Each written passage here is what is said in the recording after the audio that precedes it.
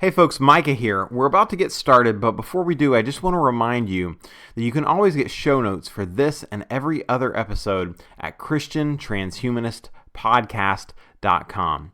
And while you're there, be sure to sign up for email updates so we can let you know when new shows are released, when new things happen in the Christian transhumanist community, and most importantly, so that we can connect you with other people just like you, exploring questions just like this. Thanks so much for listening. Enjoy the show. I'm Micah Redding, and I'm here with David Deutsch, who's an Oxford physicist, a pioneer in the field of quantum computing, the founder of constructor theory, and the author of some of my favorite books, The Fabric of Reality and The Beginning of Infinity. Thanks so much, David, for joining me today. You're welcome. It's nice to talk to you, and that's nice that you like the books.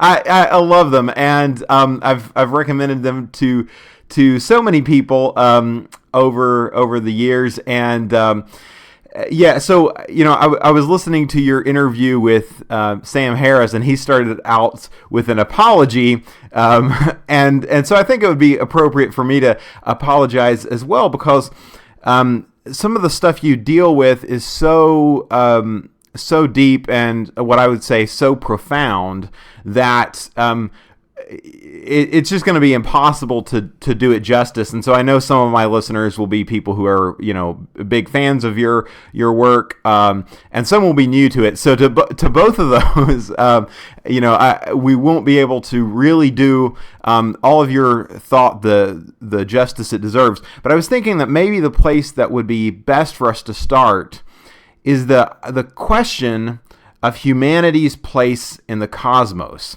Because there's this idea that that humanity used to kind of think of itself as the pinnacle of creation, the pinnacle of the universe, and then that science came along and kind of dethroned us and now showed us that we're a mediocre, insignificant species on an insignificant planet in an insignificant galaxy.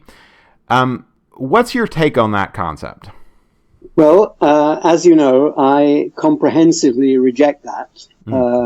I should say I conclude comprehensively that it's false. I don't sort of take that as an axiomatic principle. Mm-hmm. It's just that it conflicts with what I think is our best knowledge today, both in the sense of physical effects and in the sense of theoretical significance. I suppose the physical effects aspect is the easier one to explain. Mm-hmm. It's just that as we learn more and more about physics and engineering and other sciences, we become more and more able to escape from the bounds that nature has imposed. We first escaped from the Great Rift Valley. And then we escaped from being able to from being obliged to stay on the ground, and then we escaped from our planet, and eventually we will escape from our solar system and from our galaxy and so on. And so, although in our parochial perspective we have only been able to affect a very tiny proportion of the physical universe, our potential effect extends over the whole physical universe and is very profound, because the kind of things that happen in the physical world, once we get at them, are radically different and have no parallel in any effects that any other kind of physical object can have. So that's the physical effect. Now, I think the theoretical effect, the philosophical significance of humans is even more profound. When it comes, and this is best seen via constructor theory. That's my idea that the laws of physics are best expressed in terms of what physical transformations are possible or impossible. Impossible meaning forbidden by laws of nature, and possible meaning permitted by laws of nature. And so if you think of the set of all conceivable tasks, the ones that occur without the intervention of, let's say, living things at all, are a very tiny subset of those that can happen with living things. For example, the chemical reactions that occur without living intervention in organic chemistry is a very tiny set of reactions compared with organic chemistry. And the same with construction of physical objects like nests and bodies of animals and so on. But then when it comes to humans, the type of physical transformation that can be effected once there is explanatory knowledge, which is the signature type of knowledge that only humans create, that we know of, then that is again larger by an astronomical factor. The number of transformations that is possible to achieve given explanatory knowledge is enormously larger and is equal to the set of all transformations that can be achieved by the laws of physics. So in that way, in two different ways, humans are aligned with the physical universe as a physical object, and they are also aligned with the laws of the physical universe as laws.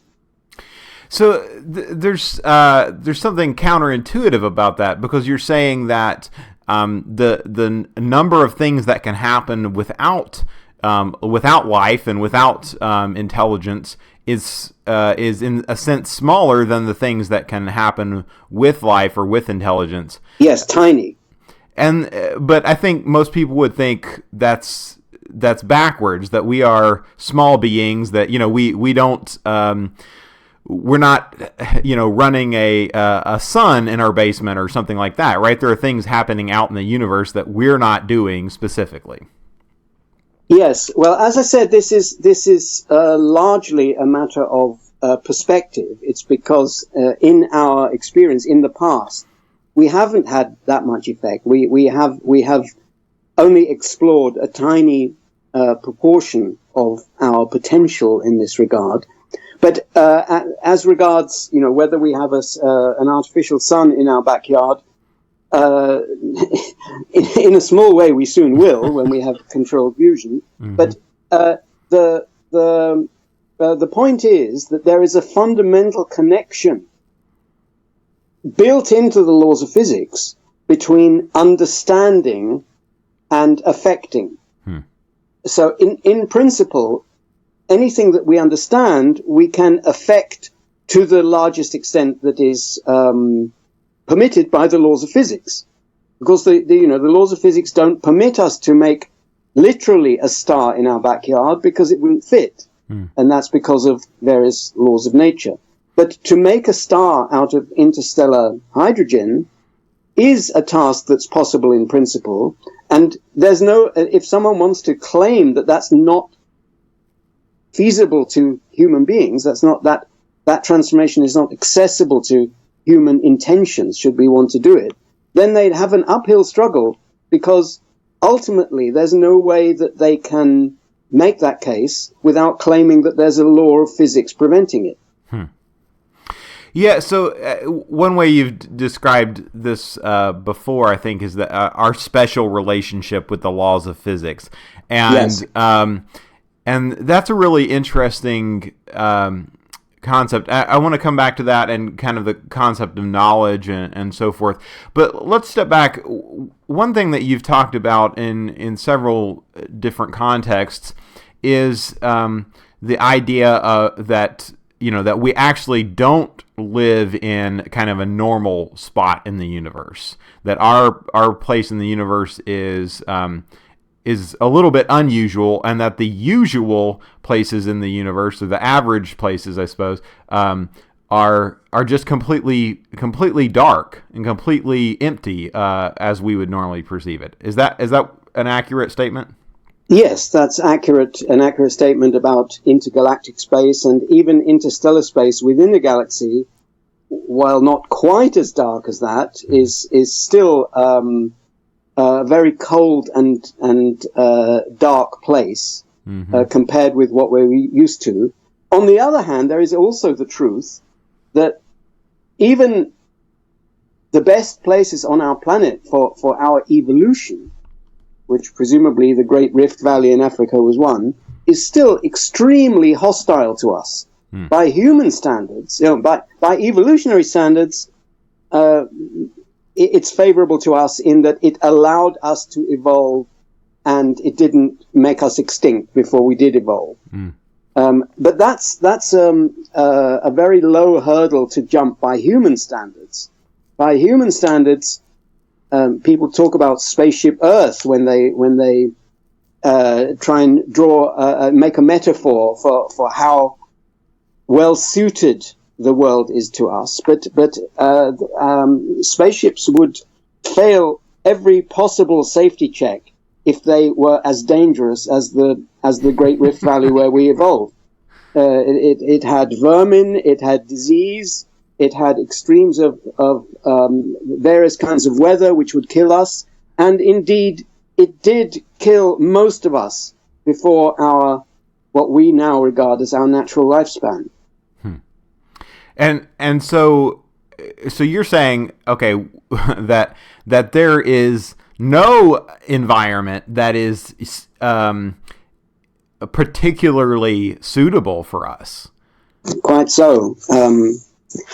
That's right. All the things that make it suitable for us, make it especially suitable for us, have been created by humans by way of first generating explanatory knowledge and then using that to affect the physical world and thereby change our environment to make it more suitable. And so the argument that you make is that, you know, we've done this for ourselves in our history on this planet, and that there's nothing in principle that stops us from doing it in an environment even as extreme as intergalactic space. That's right. We take for granted the kind of changes that we've made on Earth that, for example, make it possible for me to be warm and have a pleasant conversation here in Oxford, England, on an early spring day when the temperature outside would definitely kill me in a matter of hours if I didn't have technology to protect me. So we take that for granted. We take for granted that we can thrive and be comfortable in environments which our ancestors would have regarded as deadly and which would have killed them, in fact. Mm-hmm. And similarly, when we look to the future and think what it will be like to live on the moon or Mars or on another solar system, we kind of view the environment there as intrinsically hostile compared with the Earth. But it isn't. It's only unfamiliar. The problem of living there is exactly the same as the problem of living on Earth. It's a matter of using the opportunities that knowledge and the laws of physics to provide to automate the task of making living comfortable. And we've done that many times on this planet. We will do it many more times on other planets. Yeah, and in your book you talk about this, you know, what we would be able to do even in the kind of, you know, this ultimate blackest place in the universe, that we would still have the resources we needed to given the appropriate knowledge to create a habitable environment. And I guess that goes to what you're saying about our special relationship with the laws of physics. You're saying that there is nothing in this universe. There's no place in this universe that is in a sense beyond our reach. Because of that relationship. Yes, almost nothing. I did say it. I'm not sure about the interiors of quasars. Yeah. Whether we could live there. But yes, there's almost nothing beyond our reach. And what's more, looking at the other way around, there is no other animal and no other physical object in the universe of which that is true. And okay, so that comes down to the a lot of what you talk about. What is it that gives us that unique relationship? What is special about that relationship? How is it that human beings are special in this way, when I think so many people in the scientific world would say that itself is just a kind of a biased anthropocentric viewpoint. Yes, well, one has to look at the facts, and what gives us this ability is all these different possibilities we've been discussing come through a single ability, which is the ability to generate explanatory knowledge. That's kind of analogous, if you want to think of an analogy, to the fact that all the abilities of organisms, of living things on the earth, including us in our capacity as just animals, come through a single capacity, namely the capacity to evolve knowledge in genes, in DNA, via a variation and selection. So all the different abilities of living things, of flying and of generating chemicals inside their cells and harnessing nature in the way that living things do, all those come through that one ability to generate dumb knowledge, if you like, and the kind of knowledge that is embodied in genes. Well, and everything that is distinctively human, we have that as well. Our species has that as well, but it doesn't begin to scratch the surface of what explanatory knowledge makes possible. That makes possible everything that is possible, even in principle, to anything. So it's that single ability to generate explanatory knowledge that is responsible. So you're saying that there is a kind of knowledge that exists in genes, and that there is a kind of a higher order knowledge in some sense that exists uniquely in humans. That's right. So that's interesting, and this is something that I think maybe is the hardest kind of bit to grasp. In your books, you talk a lot about knowledge as kind of the most essential feature of our universe, the most essential thing that we could know about our universe. So how do you explain what knowledge is? Because you've talked about it as kind of a physical thing.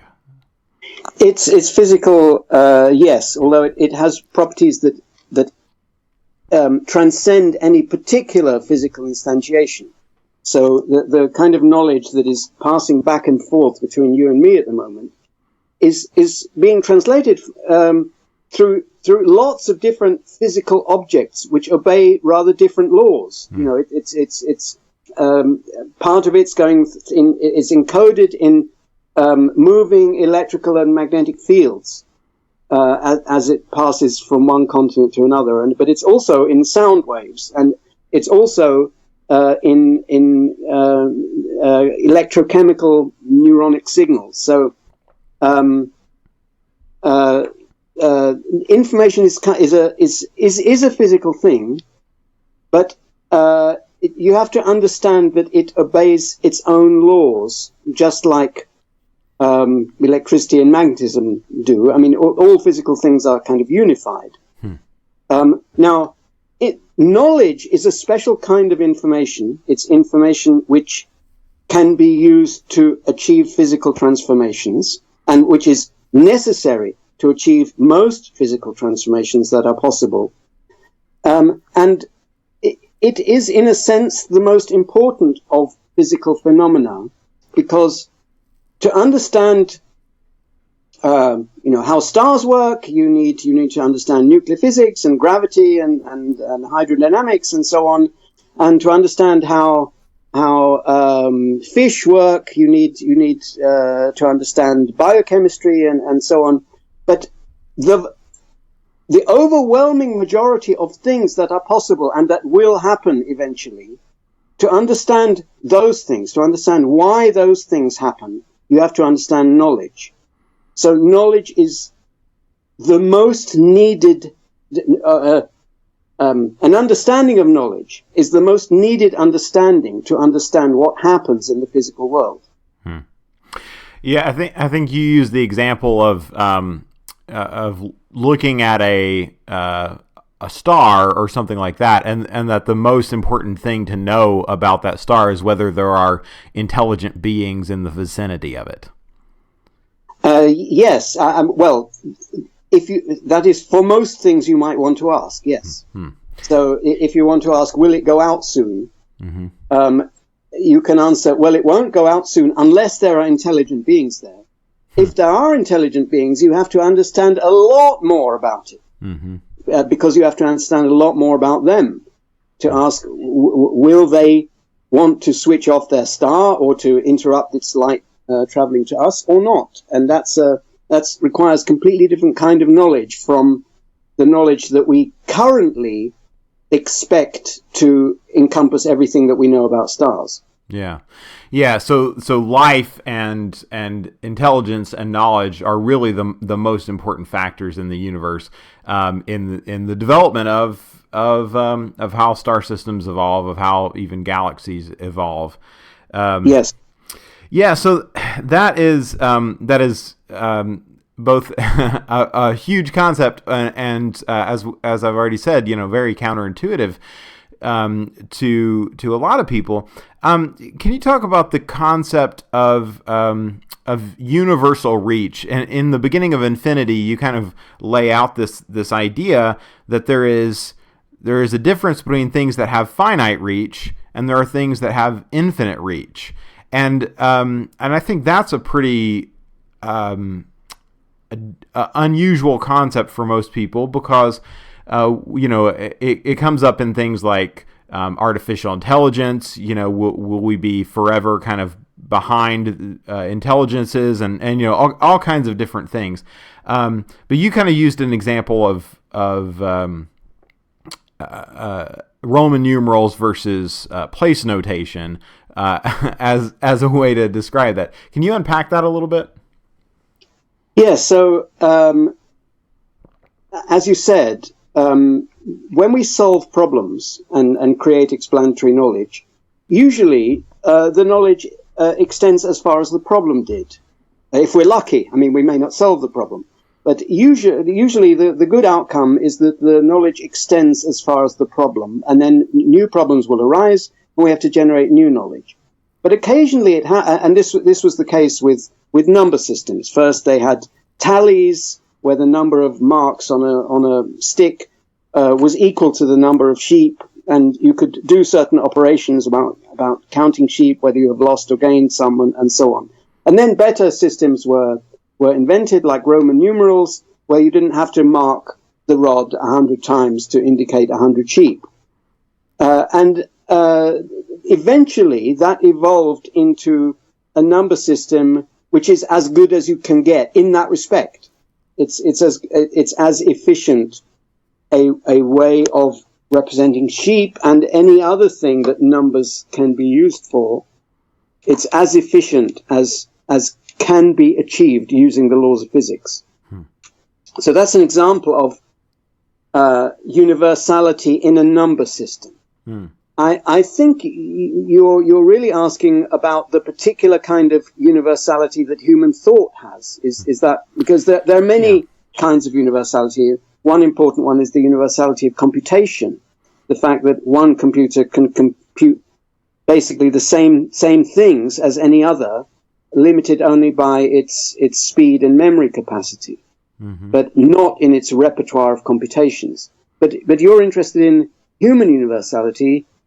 Is that right? Yeah. Let's talk about that, because that's something you've described in several different contexts. This idea of human universality, and applied it to all kinds of different questions. And I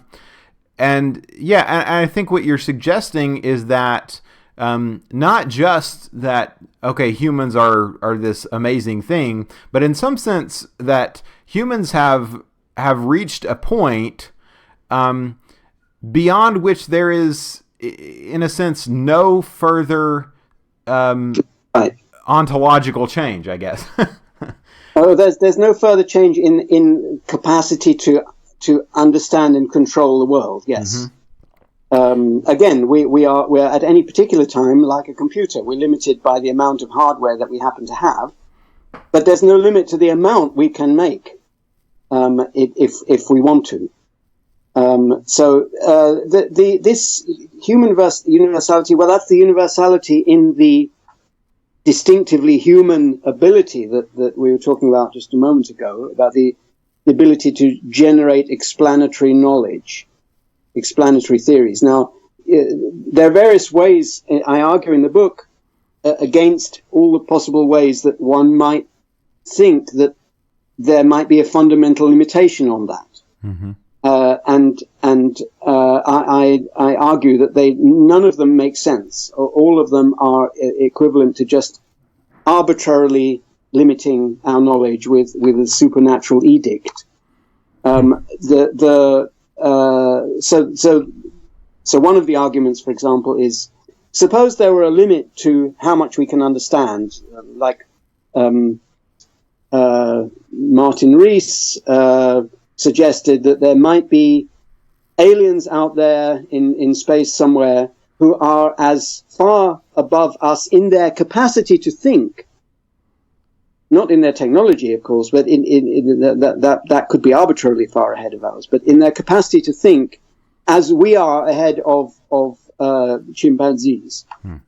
And he seems to think that there's no reason to think there aren't such beings. Whereas I think that the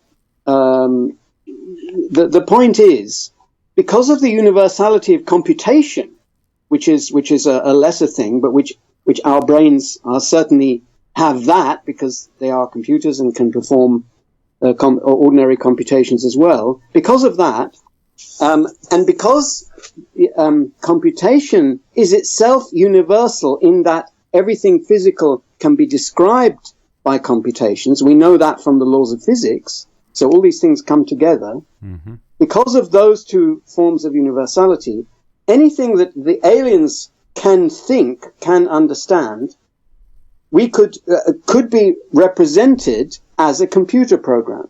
And if it can be represented as a computer program, then it can be represented as a thought as well, a human thought, if necessary, by augmenting human brains with additional memory, which will no doubt be done for many other reasons very soon. And in fact, to all intents and purposes, it has already been done and has been done for millennia already, because when the first person invented writing, they were already augmenting the hardware of the human brain, its memory capacity, and also its computational capacity.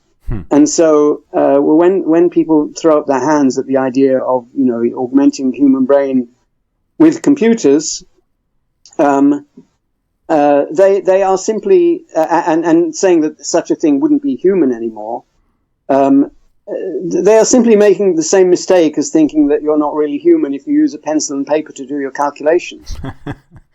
Yeah. So you're saying that the fundamental limits that we might face, which are kind of memory and computational capacity, are already things that we have worked to overcome, and that yes. That's ultimately that's what technology, or at least information technology, does for us.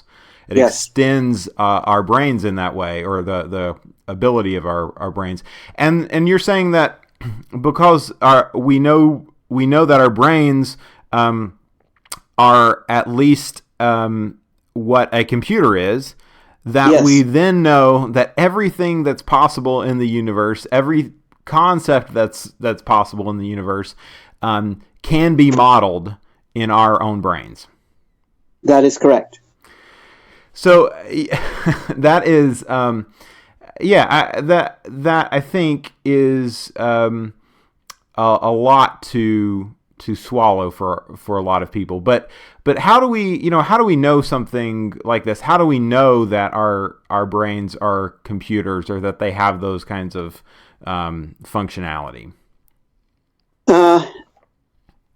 So as I said, that is a conclusion, not an axiom, not a premise, and it's a conclusion from our best knowledge. So in that particular case, it's because of the universality of computation, in the sense that we know that any physical process can be modeled with arbitrary accuracy by a computer. The reason we know that is because we know what the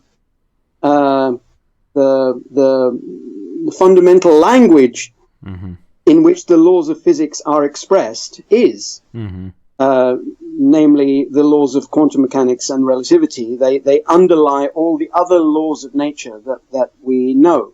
Now, relativity doesn't really enter into it, but quantum mechanics imposes constraints on what can be computed, and they are really responsible for the laws of computation. And I proved back in the 1980s that a universal quantum computer would be able to compute anything that any other physical object can compute. And that includes aliens. Yeah. So, of course, we don't. No one can prove that the laws of physics are quantum mechanical. It's just our best theory, as unrivaled at present. There's no rival theory. But then we're not in the business of proving things. Science proceeds by trying to explain things, and that is the best explanation that we have. Yeah. So I think maybe this is. I want to jump into your kind of analysis of history a little bit, because, like you've already said, you think that we emerged in a environment that was essentially hostile to us.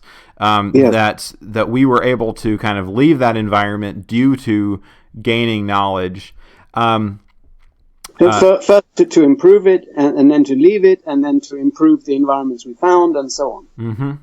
But you, at the same time, you would say that for the vast majority of human history, we were making almost no progress until something changed. Yes, well, we were making almost no progress in two senses. One is that it was sporadic and it was sort of 2 steps forward, 2 steps back quite a lot of the time. And the other way is that it was extremely slow. The rate at which knowledge was being generated was very slow compared with a human lifetime. And therefore, a typical human would never see any increase in knowledge in their lifetime. For most of human history. And that only stopped being true a few hundred years ago. It's somewhat with the scientific revolution, but I think the real key change was a bigger thing, namely the Enlightenment. So, so what is it about the Enlightenment or the scientific revolution? Like, what changed then that allowed all this stuff to start happening? Well, there are a number of different ways of expressing what changed. Karl Popper says that what is needed for the progress is a tradition of criticism, which is kind of sounds like a contradiction at first, because a tradition means a way of keeping things the same, and criticism means a way of changing things. But if you think of it as being a tradition of criticism, then that's a thing which, if you can achieve it, it stabilizes the changes, and then you can have the growth of knowledge. Now, I have said what specifically happened there to, if you like, at the psychological level or at the level of individual minds, to create to implement a tradition of criticism, to make the conditions for a tradition of criticism to happen, is that people started looking for what I call good explanations, where by good I mean that they are hard to change while still accounting for the things they purport to explain. So the people have always looked for explanations, And they've sometimes found them, and often they've been false. But what they haven't been able to do is systematically improve them. And once you look for good explanations, which is explanations that are hard to vary while still accounting for what they purport to account for, and that means that they engage with the conditions of the problem that they're trying to solve. Once you're looking for that, then you can make progress that builds on previous progress. So,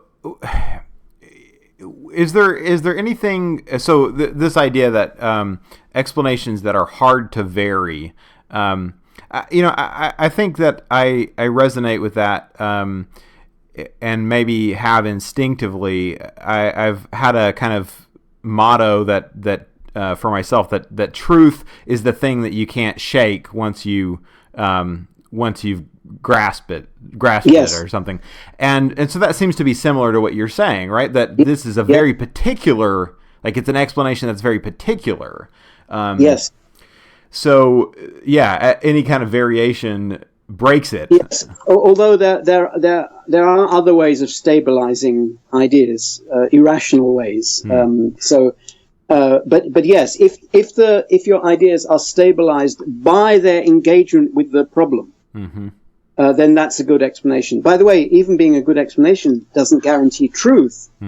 We can be mistaken with good explanations, but if we continue seeking them, we will encounter problems with even our best explanations, and can then improve on them.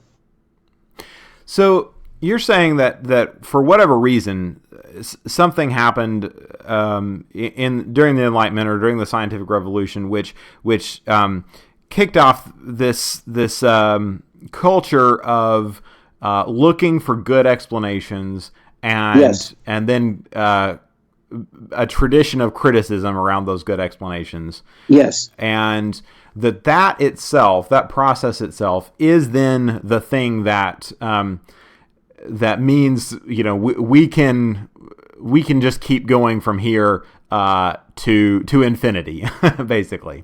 That's right. I think we've passed the threshold. We've passed the jump to universality. And that's a pretty big idea that some year in the last few hundred years was essentially like the first year in the history of the universe, perhaps, in which this stuff became possible. But now it is. That's not quite right, I think. Because there's no guarantee that we will, just because we can. Okay. There's no guarantee that we will. There's no limit. There's also no limit to the size of the error that humans can make.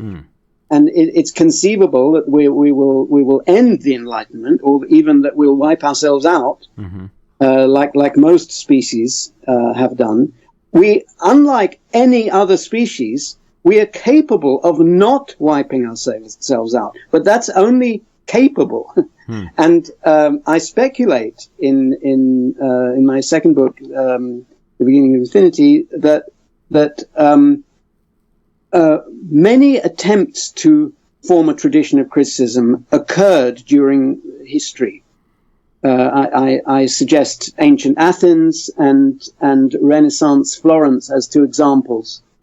But I think there may have been many more. And all of them were wiped out within a couple of generations. Ours, the thing we call the Enlightenment, or the thing that we call Western civilization, or whatever you call it, has definitely been the longest lived of those and the most widespread. But that's, I think, all we can say. There's no, although there is a fundamental feature of the laws of physics that says we can continue doing this forever, there's no law that says that we will. Right. So that gets to the question. So we talked about history. Let's talk about the future. What is the way for us to kind of ensure our future? How do we move into the future? Deal with some of the big things that we're dealing with, from climate change to artificial intelligence to whatever might come up. How do we kind of best guarantee? I know there's no guarantees, but how do we best kind of ensure that we keep moving, that we keep progressing? Yes. So I think that the key thing is to carry on generating knowledge as fast as possible. The Winston Churchill said, "If you're going through hell, keep going." we are bound to encounter problems. We are bound to encounter large problems, and we are bound to encounter unforeseeable problems. So that's all going to happen for sure. Mm-hmm. The temptation for some people is to rein in research, progress of all kinds, technological, scientific, even moral knowledge, to rein it in for fear of the unintended consequences of making mistakes.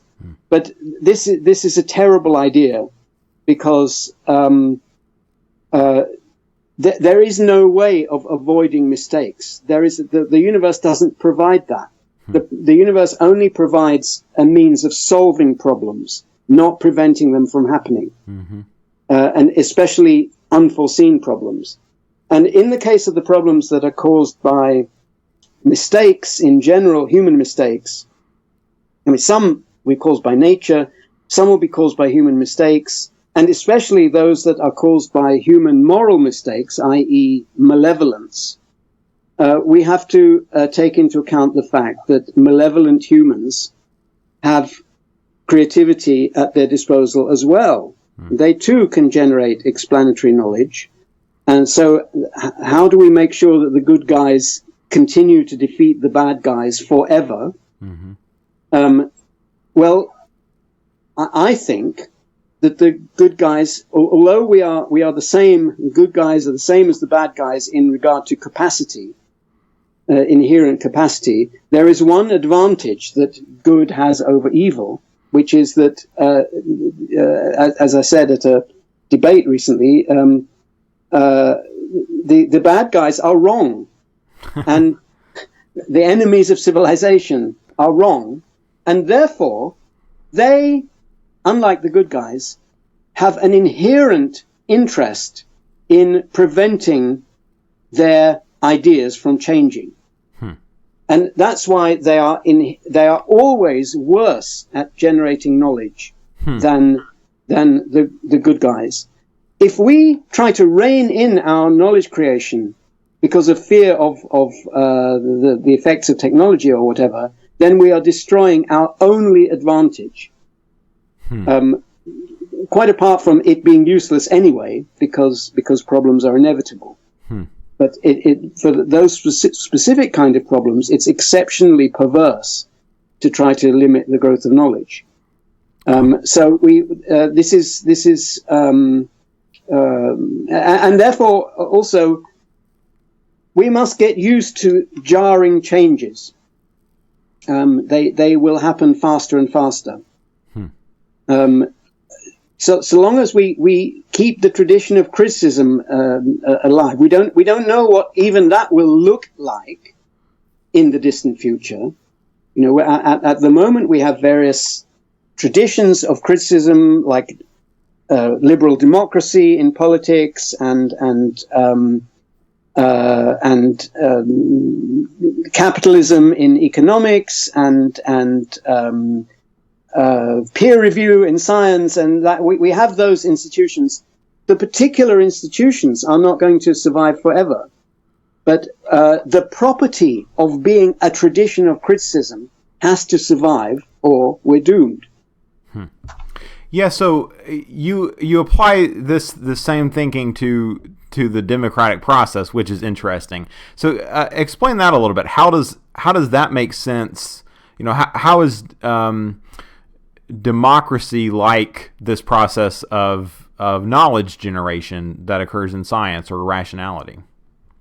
Yes, so this idea I more or less repeated directly from Karl Popper.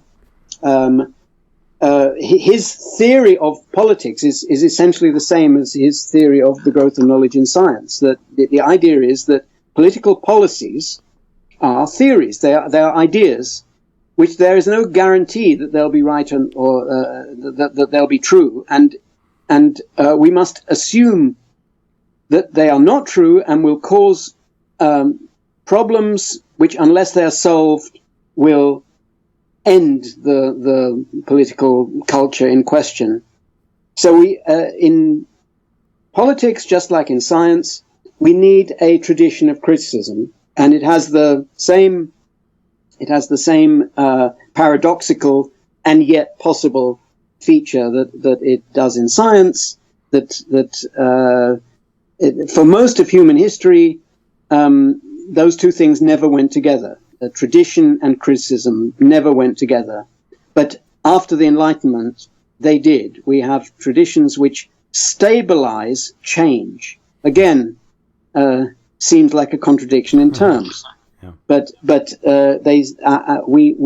our political institutions stabilize change. Now, this has some implications for how actual institutions like voting systems and legislatures and so on are arranged, because people still haven't learned the lesson of Karl Popper, in that they still want to judge political systems by the same criterion that they would judge a particular policy. That's obviously fatal for the possibility of change.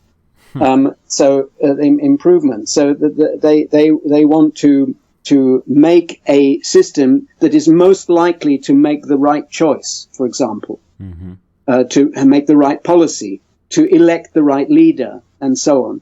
In Popper's scheme of things, you simply take for granted that no system can do that. You take for granted that there will always be bad policies, bad institutions, bad leaders. And the real problem is how to make a society that can change those things as easily as possible, without the society itself being destroyed. And so he would judge a political institution, a voting system, that kind of thing, always by a single criterion. Does it make it more or less easy to remove bad leaders and bad policies without violence or the threat of violence? So that's and we kind of take for granted that in our system, in the Western political systems, all of them,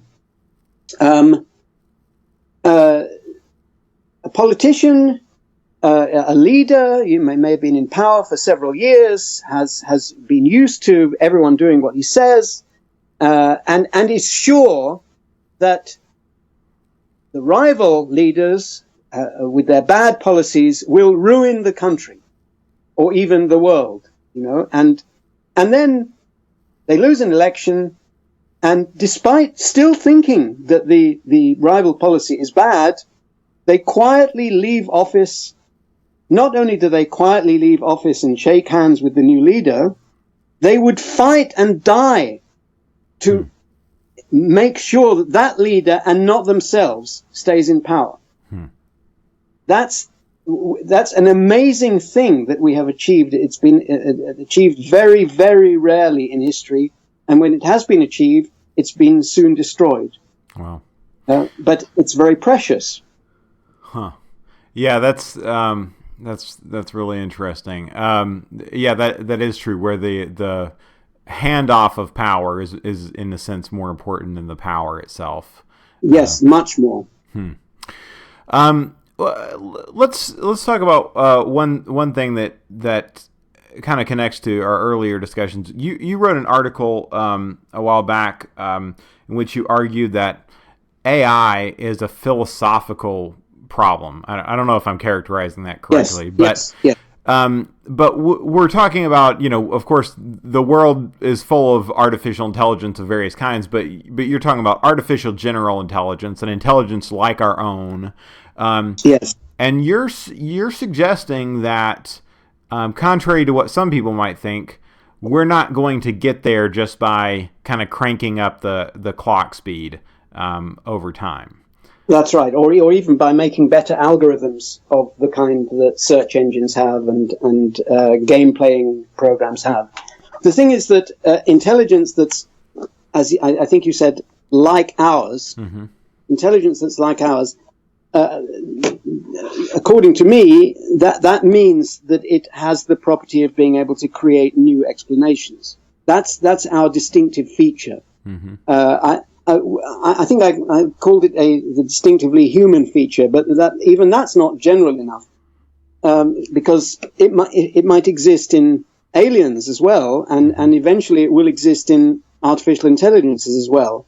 And my general term for the things that have this ability is people. So the only people we know of at the moment are humans. But one day we will make artificial people who will have this ability as well, and they will be fully human in every sense automatically as well, just by having that ability, because it's universal. And the same with aliens. If they have that, you either do or don't have that ability, more or less. We can talk about the dividing line if you like. All the existing programs that are called AI are not capable of generating any new explanations.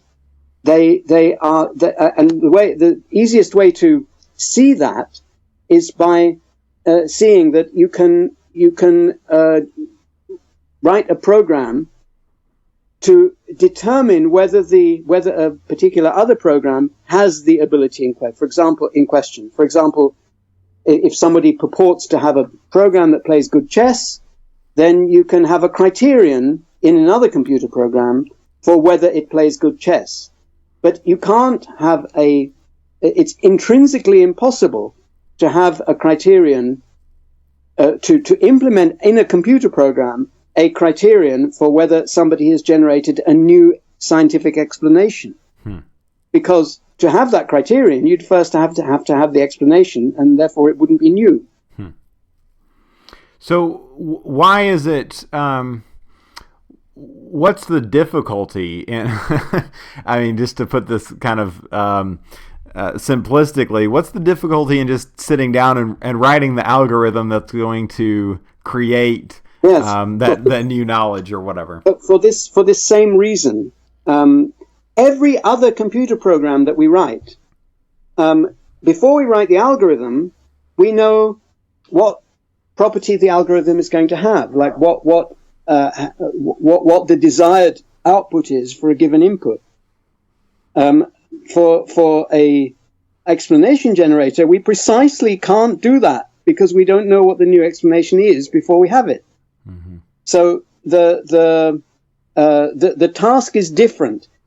What is needed to achieve that, I don't know. We only know from the very nature of universality that there exists such a computer program, but we don't know how to write it. And unfortunately, because of the prevalence of wrong theories of the mind and of humans and of explanation and of theory of knowledge and so on, all existing programs all existing projects to try to solve this problem are, in my view, doomed, because they're using, it's not because they're not using the right philosophy, it's because they're using the wrong philosophy.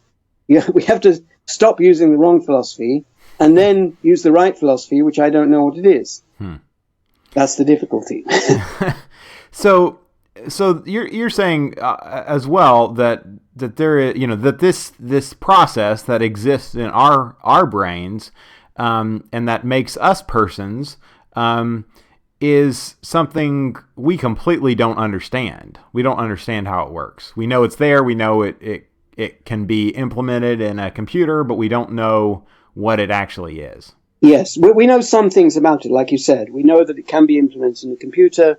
We know some of the laws of epistemology, but yes, we don't know how specifically human type, person type creativity works. Yeah. Well, and so I'm just curious. You kind of mentioned that dividing line. Does that change your notion of personhood from maybe a more traditional notion as to who? Yes. Who would count? So personhood is a property of a program. It's a property of a computer program or a brain program or whatever. Mm-hmm. Therefore, it slightly misses the point to ask things like, are chimpanzees human, or are they almost human, or do they have human type? Do they have person type characteristics? Because it's not the chimpanzee that would have them, just like it's not the human body, the human brain that has them. It's the program in the brain. So it's not inconceivable that a chimpanzee brain could, in principle, be programmed with a person program. It's just that the standard interface, as it were, for a chimpanzee brain doesn't make that easy. In fact, apparently it makes it very difficult. People have tried to instill human culture into apes by doing the same thing that we would do to humans, to give them human culture, and it hasn't worked. So it hasn't created anything capable of creating any explanation, any new explanation. That's not to say it's impossible, and if it's not possible by the conventional methods of bringing up children and so on, then it presumably is possible by nanosurgery, by actually changing the computer program in a chimpanzee's brain. It has a smaller capacity than a human brain, but I don't think that would make the difference, because the capacity of the human brain, has to last for 100 years or so, and there are people who reach the age of 100 without being intellectually impaired, and so chimpanzee's brain is a reasonable fraction of ours. So maybe it would reach its physical limits sooner than ours. Maybe it would reach them in 10 years or in 5 years, in which case it would probably be immoral to insert this program into a chimpanzee's brain. But so these speculations, though, don't really matter from the point of view of the question that people want to ask, namely, is it really true that chimpanzees and other animals, all other animals, are qualitatively different from us? They are, in that the program that they currently have, or that it's currently feasible to put in them by reasonable means, definitely has no such ability. And if I'm not extrapolating too far, some people, at different kind of points in history, try to make claims about qualitative differences between the brains of people of different races. But you would say that that's actually that kind of difference, whatever there might be, is irrelevant, because the real question is this software, this cultural software that we have. Yes, it's strictly irrelevant. The universality trumps any such differences. It's rather like imagining that a game-playing laptop couldn't run a word processor, or even more. It's like imagining that somebody could write a word processor on which you could only type right-wing articles and not left-wing articles. Nice. It's that much of a misconception. Yeah. Well, I there was one other thing that I wanted to. I mean, there's so much that I want to explore. I would like to ask you, and I don't know how deep of a kind of well this would be, so we can pass this by if you like. But we've talked on this program about the omega point theory, and you have a kind of a complicated relationship with that, but I think that's you talked about that in your book. I think The Fabric of Reality. Yes, but things have got more complicated. Yeah, they have. Yeah. But at the time, you made a kind of defense of it as a kind of plausibility from the physical standpoint. I would hasten to say, not the theological standpoint, but the physical standpoint. Yes. Can you just describe for me kind of what your feeling about that is now, or how your thought process is? So the question that this is addressing really is this open-ended, this universality of the human condition. Can it be extended to a literal infinity? So that literally will never come to an end and will always continue to improve? Or is there some finite limit imposed by the nature of cosmology? And it used to be thought that cosmology must come to an end, essentially, either because the universe will recollapse after the Big Bang, or because it will continue to expand until the matter is so sparse that computations can't be performed anymore. Tipler showed that in a particular cosmology that he called the omega point cosmology, which recollapsed, although it recollapsed, an infinite amount of computation, a literally infinite amount, will be eventually performed before the end of the collapse, so that subjectively people will be objectively thinking faster and faster without limit, and subjectively they can continue thinking forever. Now, that particular cosmology, although at the time it was quite plausible, is now believed by most cosmologists to be contrary to experiment. It is now that the best theory now is that the universe will in fact expand forever, and that this is caused by a thing called dark energy, which we completely do not understand.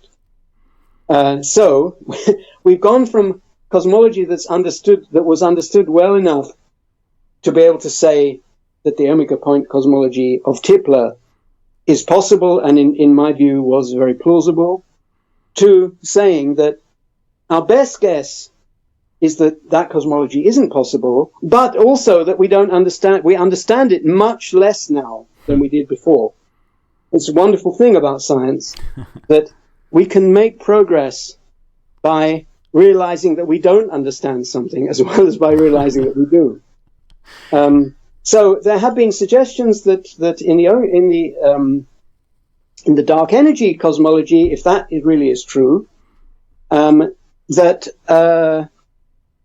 we could achieve an infinite amount of computation anyway by going slower and slower and using the very dark energy that's expanding the universe to drive computation. So again, things would go slower and slower, but only at such a rate that the total amount is still infinite. So that's a possibility, but I think anyone who pontificates about whether that's really true or not, it isn't really up to date with the controversy. But, so we don't know about cosmology at the moment. Yeah. I don't think it matters for practical purposes, because the amount of knowledge we're talking about is way, way past the limit of being comprehensible to us at present.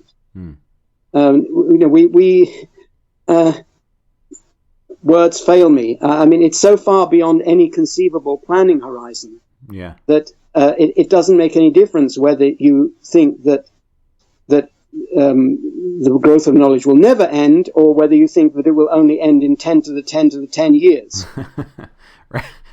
Right. We can still plan our vacation and so forth. We don't have to without expecting to run up against any limits. Yeah. Do you I think Tipler has more recently suggested that that persons could engineer the collapse of the universe if we so desired. Yes, that's also a possibility in some cosmologies. Yes. So okay, so that might be possible. We just don't know, and at any rate, those kinds of even potential limits are so far removed from our potential as knowledge generating beings, as to be just for all intents and purposes, we have infinite reach that extends across the entirety of existence as we know it, in a sense. Yes, correct.